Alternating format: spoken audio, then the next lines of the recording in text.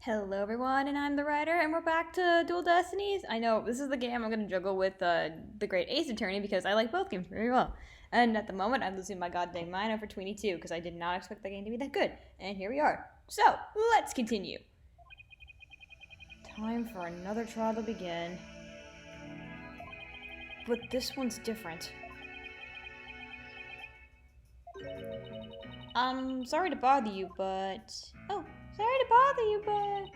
Are you alright, Apollo? Was I making a scary face just now? Oh, hi, Juniper. Yes, I'm fine! I was just doing my corn to steel exercise. Now I'm all ready to go. Yes, knowing you, I'm sure you'll just be fine. Oh, I brought you a present from my garden.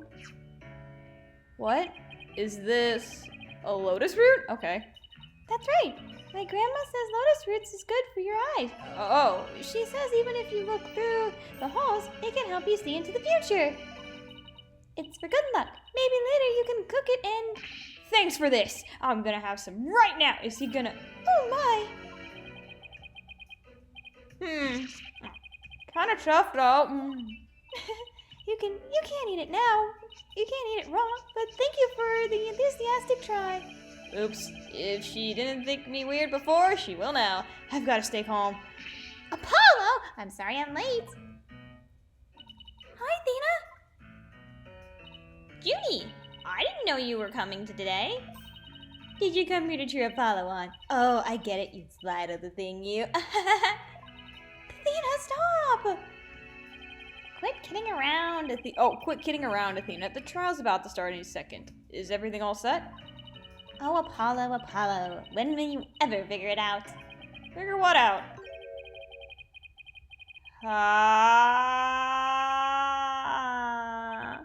Wow, that was the longest sigh I've ever heard.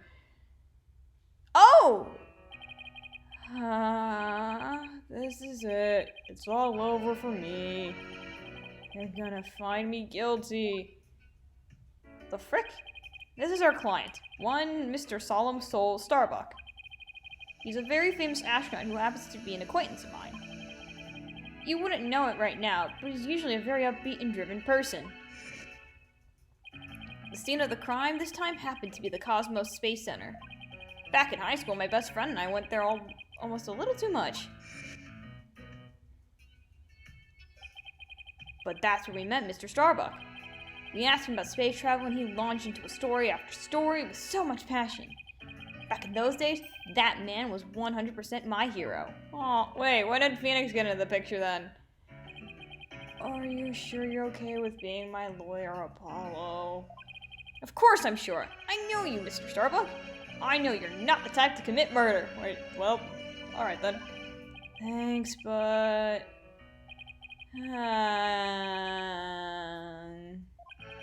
I was supposed to be in space right about now.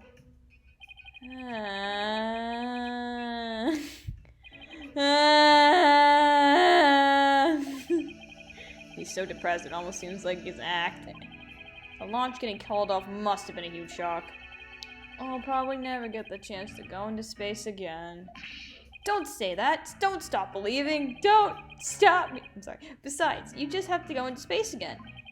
Yeah, I don't think I could face Clay in the afterlife if I just rotted away in a cell. Clay Taryn. I can't believe he was murdered. I don't know why, but don't say that. I mean, he was such a promising astronaut under your command. Yeah, he was a good guy, always there to pick me up when I was down. No one loved life as much of him, that's for sure. He was always so full of energy, telling me, "You're fine, Mr. Starbuck."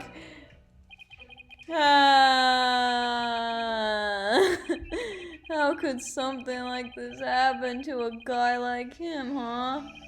I've never seen Mr. Starbuck look so down. Aren't you down? That's your best friend. Clay's gone and I'm gonna go to prison. I wish I could why does it keep doing it? I wish I could burn up like a shooting star right now. Mr. Starbuck, you'll be fine! Ah! What's it? What's with the yelling? I'll get to the bottom of this today. You'll see. In exchange, I want you to go back into space for you and Clay. Promise? Does that mean you have lots of evidence to prove my innocence? That sounds sketchy. Oh, well, about that. We didn't get to investigate the area as much as I would have liked thanks to the police. I'm done for. I'm a goner. Hey, if we can get Larry off, we'll get you off. Everybody thinks I did it. Though I was gonna soar like a comet, but I'm just gonna crash like a meteorite. No! Don't say that, Mr. Starbuck! Don't count yourself out yet. I know it's hard to lose a teammate, but you gotta keep going. How are you okay? And what about you, Apollo? What about me? I was just thinking, wasn't Clay your best friend? Yeah. We need to focus on the trial right now. Are you all ready to go? Apollo. The trial's about to begin. If the defense would please proceed to the courtroom. Okay, here we go. This is it. This one trial I can't afford to lose. For Clay's sake, our clients, I will find Clay's killer. If you hear anything rustling in the background, my dog is here, so he's hanging around today. I barely see him as it is. I don't know why. I feel like it's been forever since I've seen this. Court is now in session for the trial of Solomon Starbuck. The defense is ready, Your Honor. You look ridiculous. Excuse me, Mr. Justice? Yes, Your Honor? What happened to your eye? I'm fine! The defense is ready, Your Honor. You do not look fine. Are you sure? I don't. I'm fine, Your Honor. The defense is ready. I'm sorry, Your Honor. He's been like this since yesterday. He keeps insisting it's just a stay. I suppose it's something he doesn't want to discuss. Maybe he's entering a touchy age. Very well, then the prosecution. Oh, shit. The prosecution appears to be ready as well. Silence. Oh, you're angry now? We're gonna break them already? Not yet. I'm not quite ready yet.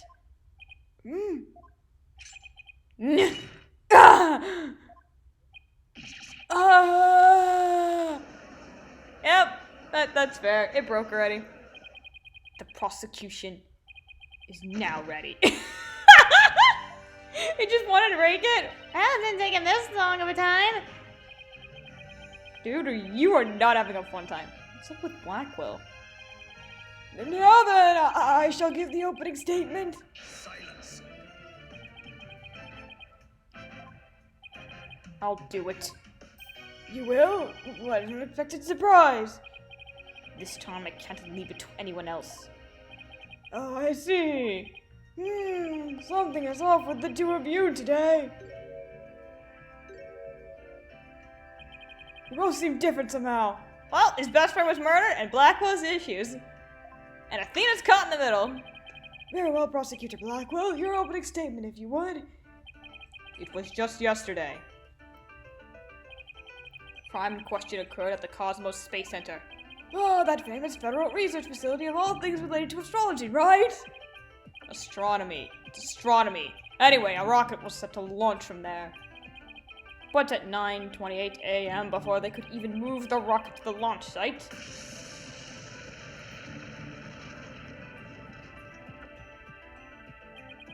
two explosive devices were detonated and launch was cancelled. My word, 2 bombs! How dreadful! The defendant in today's trial is charged with both bombing and with murder. One Mr. Solomon Starbuck. For whatever inane reason he detonated a bomb on the rocket he himself would be in. Solomon Starbuck? I recognize that name. Isn't that Lee, the famous astronaut? Correct your baldness, Mr. Starbuck was the pilot of the Hat 1 rocket 7 years ago. As you may recall, despite some interstellar trouble, his mission was a success. Some say it was a miracle and he returned alive. I suppose you could say he's a living legend. How long were you waiting to say that, buddy? Oh, I remember now. He's become something of an international celebrity, right? They even turned that incident into a movie and everything. We've got a real space pioneer in the court today. But even heroes tumble from their lofty heights. Returning to the subject at hand. Ah, yes. The victim was one Mr. Clay Terran, a subordinate of the defendant. Indeed, a loyal disciple brutally stabbed to death by his mentor. That's a tough way of Stabbed to death, you say? You mean his death was wasn't the result of the bombing? Correct. Despite his lofty dreams, the victim was an interpolar by the defendant. And so he was sent not into space, but to the universe which we mortals cannot see. This is not helpful to him. Clay. He's having a rough time. I think I've heard enough. The case seems pretty clear and cut at this point. However, there is one thing I'm curious about. That metal box next to the witness stand. What in the heck? What purpose does it serve exactly? Since you asked so nicely, it's your coffin. Oh, have mercy on me! That was good. I jest. It's evidence. Due to its immense size, we have little choice but to lay it where it rests now. We shall get to the contents of the box in due time. Phew. I feel like I just lost 50 years off my life. How old are you? Can we find that out real quick? We never know the judge's age. That's a shame. You died at 23. It's not a coincidence that you share the same goddamn age as Asugi, is it? Anyway.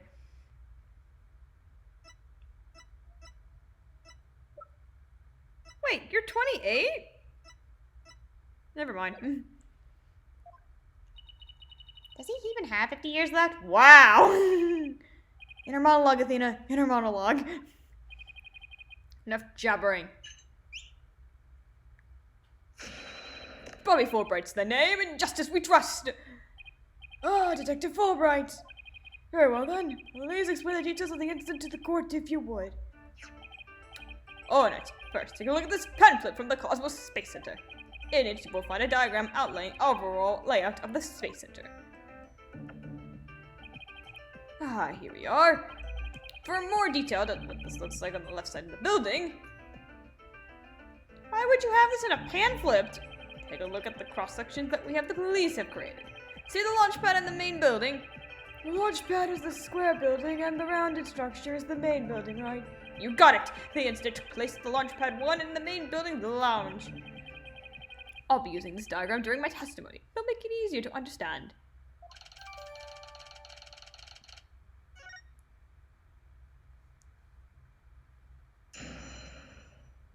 Cool. Just before the rocket was set to launch, 2 bombs went off. Boom! Boom!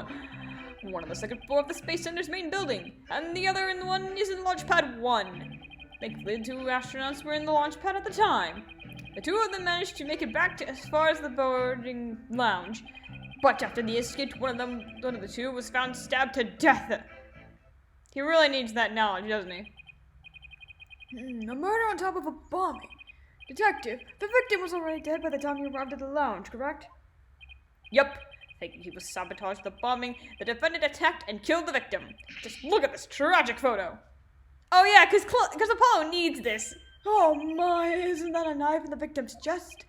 Yes, Your Honor, it's the knife that cruelly ended this young man's dreams. We couldn't get any prints off it, though, because the defendant was in the spacesuit.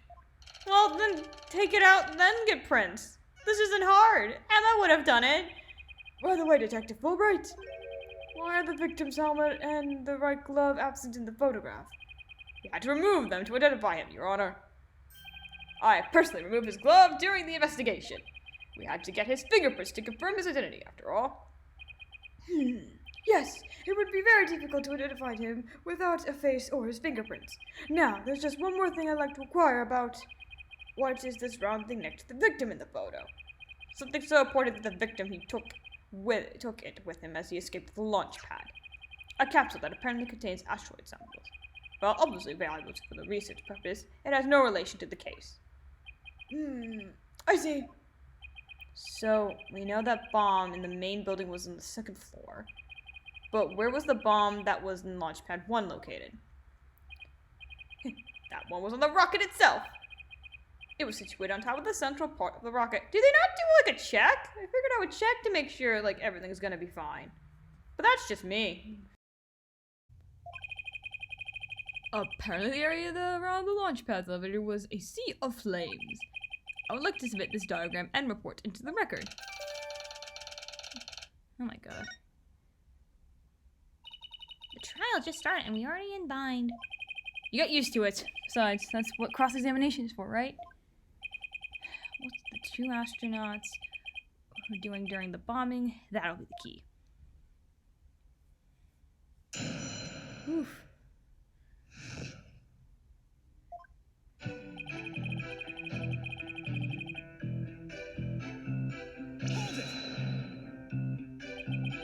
How powerful were the explosions? Well, the one in the main building wasn't strong enough to bring the place down. But the room it went off in was burned black. Thankfully, nobody was hurt. Due to in large part, of course, to me stepping up to lead the evacuation. Wait, what were you doing there in the first place, Detective Fulbright? Ah ha ha ha! I'm Bobby Fulbright, hero of justice. I'll be there whenever and wherever people need my help. I'm going to the other side of the world, or even the edge of the universe. I'm not sure he knows what that actually is, how far that actually is. But I guess I'll leave that one alone. Admirable decision, Justice Dono. What'd he decide? Anyway, could you describe what was like at the Space Center at the time?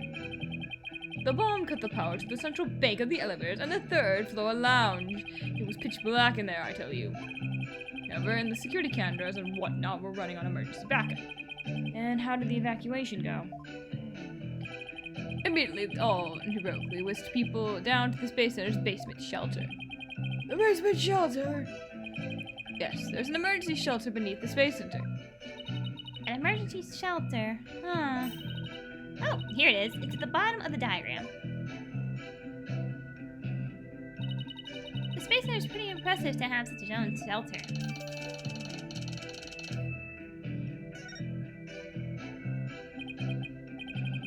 The power outage and the evacuation seem unrelated to the murder at this point. I guess I'll leave it aside for now. So where were the two explosions in total correct? Yup, that's right.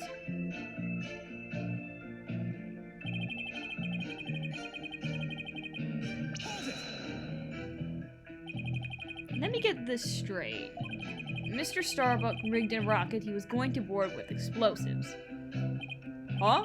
What are you talking about? If the defendant really did plant the bomb in his own rocket, he'd get caught in the explosion as well. Oh, I hadn't thought of that. Fine, a simpleton for a simpleton. Fulbright, the motive. Understood. The defendant actually has astrophobia. Why the frick is he going in the rocket then? Astrophobia? What's that?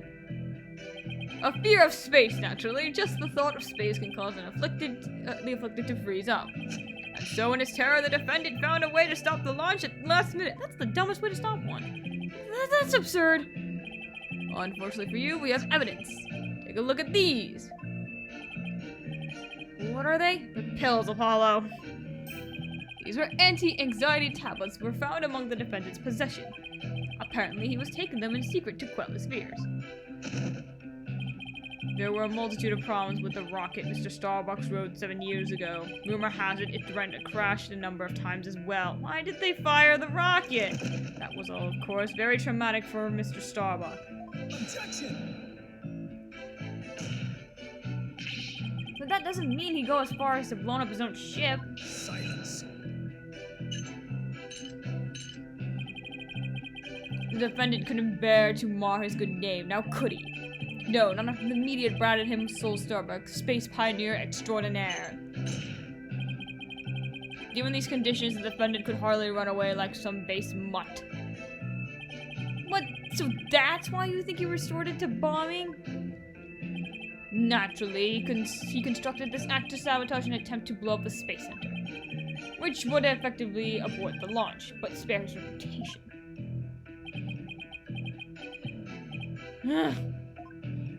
Now, I'm sure you'll understand why we have to bring justice down on his atrocious criminal.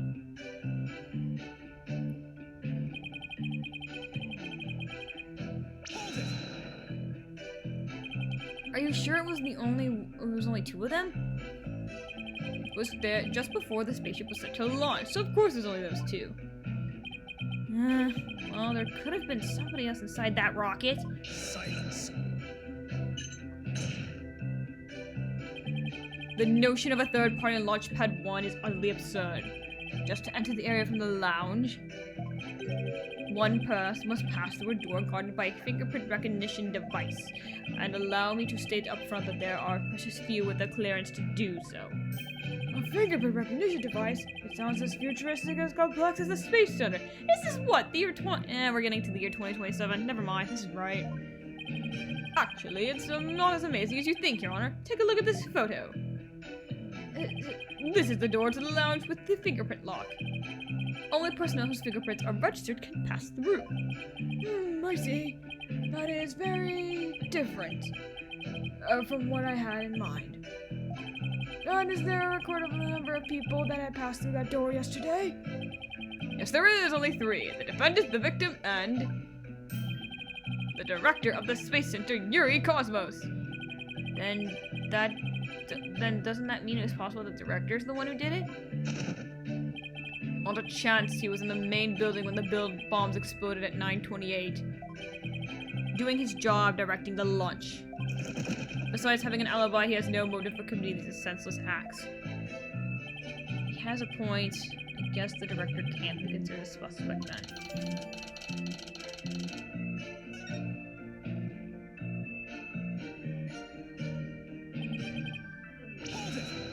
Yeah, there's a lot of pressing to do on this one.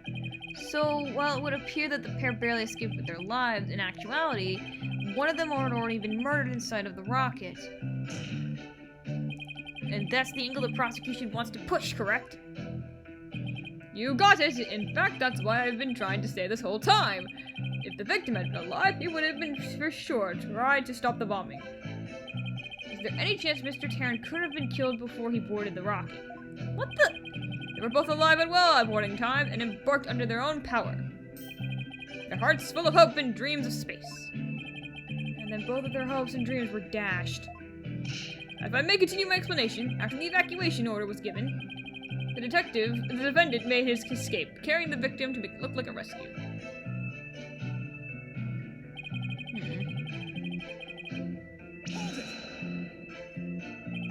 And who was the first to find the victim?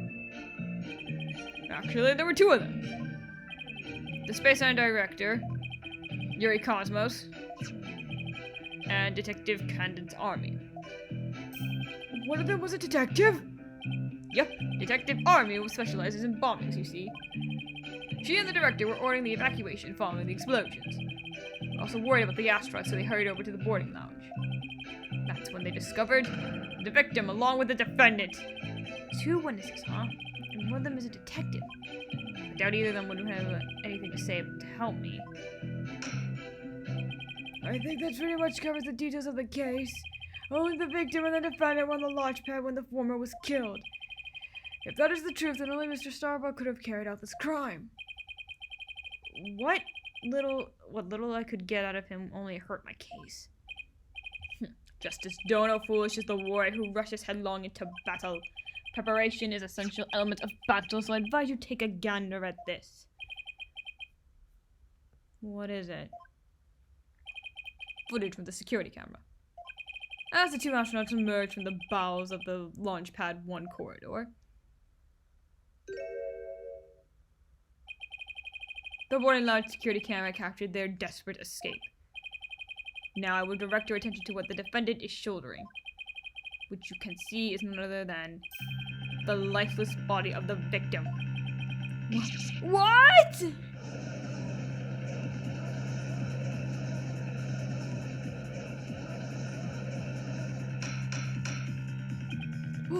Order, I say. This lines up exactly with what the prosecution has been asserting. I should have known Blackquill would have something like this ready.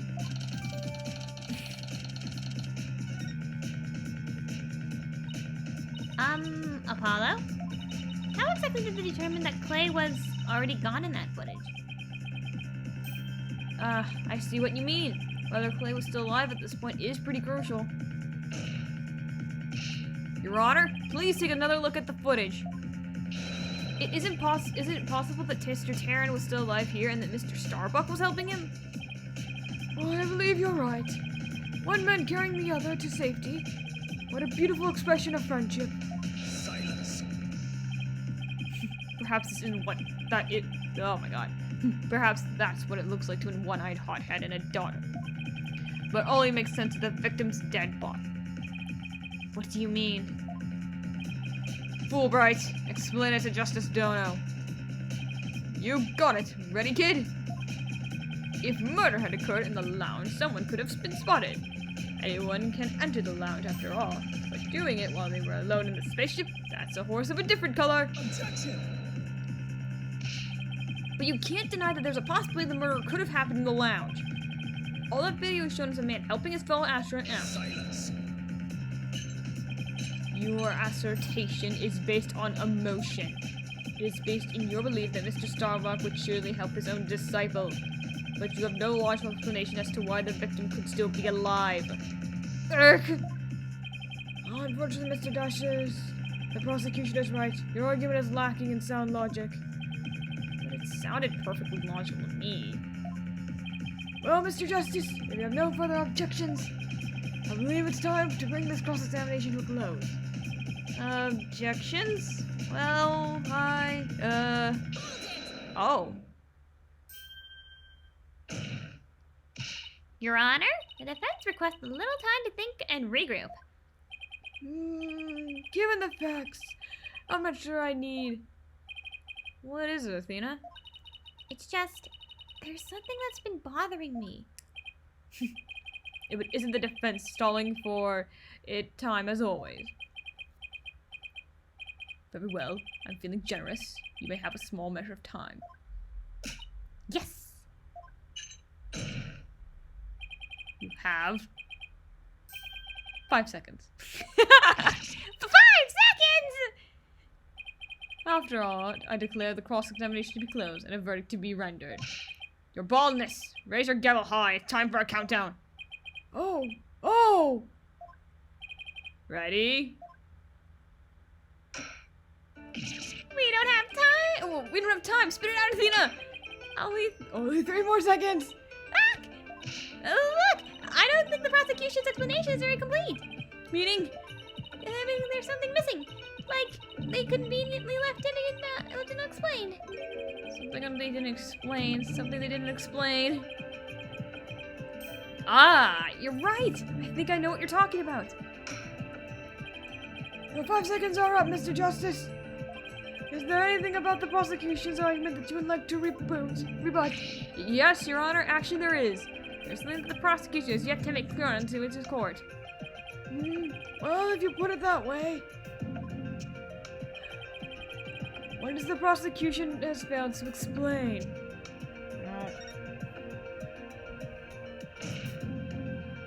They have failed to explain why Mr. Starbuck would bother bringing the body back at all. If the defendant wanted to kill the victim, why didn't he just leave his body in the rocket? Why go through all the trouble of bringing him all the way back to the boarding lounge? Oh, that is true. I didn't think we've heard of the prosecution's thoughts on that yet. That's because they have none, Your Honor. After all, how does one explain something so illogical? I would not say that to a guy who's 6 foot and you're 5. The prosecution is claiming that the defendant moved the victim's dead body. But what if the entire premise of that argument is wrong? Then let's hear your theory, Mr. Justice. The defense proposes the defendant didn't kill the victim. He was helping him. Fulbright, explain it for our sad friend here before I gnawed up on his monotone monologue. Inform exactly why Spaceboy moved the victim. Spaceboy? Huh? They've got to be joking. It's simple. Mr. Starbuck did what he did to direct suspicion away from himself. He wanted to create the impression he was heroically risked his life to save his partner. That's why he made sure to make it the security camera so there be a record. At the very least, you appear to have achieved success with you and the old man. Ah! One man carrying the other. Oh, frickin', I just said this. The average person wearing a spacesuit weighs easily over 200 pounds. Saving the life of a partner who weighs as much while trying to escape deadly flames. What a dramatic sob story sit for the silver screen. Indeed, I was completely taken in by the humanity of the story. You see, yet the true ending is all the traces of his hammy act were meant to be blown up. Yes, and now we arrive at the thrilling conclusion. The third explosion. What are you talking about? There was no third explosion! Silence. Indeed, you are correct. But that is thanks to Detective Army, it was she who identified it and secured the bomb. However, it didn't change the fact that the third bomb was discovered in the lounge. The steel coffin besides the witness stand. That would be a bomb transport case. Used to transport the deactivated bomb here. It was found here in the lounge. A bomb in the form of the most distasteful toy. What? One on the second floor have the main building, one on the launch pad, and one in the lounge. The defendant planned to set off all 3 firework displays. Fortunately, the third was discovered before it could be detonated, for it had not. The victim's body and the other vital evidence would surely have been immolated. Objection.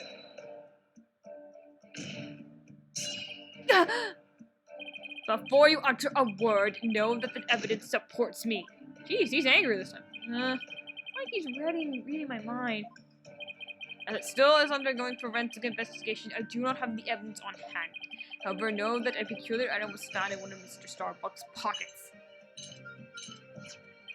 Specifically, a bomb detonation switch. Well, we're screwed. You found what? I suspect the defendant had no time to destroy such damning evidence. When the Space Center Director and the Detective Army stumbled across the murder, so he thought to hide it in his pocket. Feeble brain that he is. No! Mr. Starbuck would never do anything like that! Ah! Oh god, did he kill you? Oh, there goes Apollo. End of the game, guys. Justice Dono, open your eyes and see the truth. This appears to be irrefutable evidence, and the Q set off the explosion. No, there has to be some kind of mistake. This can't be the truth. Still can't accept it? You will believe it in your own client, come what may? Then why don't you cross-examine the defendant himself? This has got to be a trap. It's like Black was controlling the entire game. Yeah, and it seemed like he was waiting for me to bring up the body-moving issue. Why do you say that? Because he had just the right argument when I pointed it out. And to really rub it in, he had decisive evidence up his sleeve too. He was trying to shake my faith in Mr. Starbuck and break me down.